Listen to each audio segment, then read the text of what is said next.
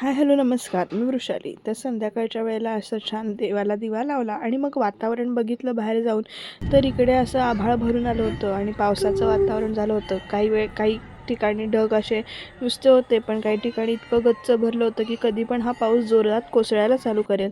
एक वेगळंच वातावरण चालू झालं होतं आणि असं एकदम म्हणजे छान वाटत होतं. मस्त वातावरण झालं होतं आणि थोड्याच वेळात पावसाने मोठे मोठे थेंबा तिथे पडायला सुरुवात केली होती. धाड धाड धाड पत्रार आवाज होता, विजा चमकत होत्या, गडगडाट चालू होता, असं सगळं सुरू होतं. पण हा पाऊस काही जास्त वेळ टिकला नाही बरं का. म्हणजे आमच्याकडे जास्त वेळ आला नाही, बाकी ठिकाणी पडला. छान असा वारा सुटला होता, त्यामुळे असे पडदे वगैरे छान असे हलत होते. आणि अर्थातच आजर आहे, पाऊस आलं गडगडलं की लाईट गेलेच, त्यामुळे लोड शेडिंग, लाईट गेले होते. पण नंतर लाईट आल्यानंतर सगळे जेवण वगैरे आवरलं होतं. विराचा इथे खेळ चालू होता.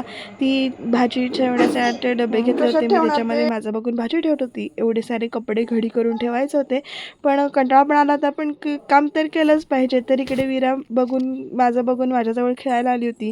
टपात तिनं काय काय घातलं होतं आणि असं पद्धतीने तिचा खेळ चालू होता.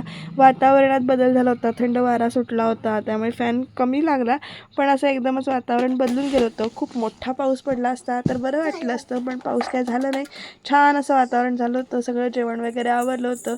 आपला जीव जेव्हा मुलं रमवायला लागतात ना, तेव्हा खरंच म्हणजे असं वेगळं वाटतं ना. कारण ती आपल्या आताच गुंग होती, ते खेळत गाडीवर भावल्याला बसवत होती, ओढणी घेऊन फिरत होती, असं चालू होतं.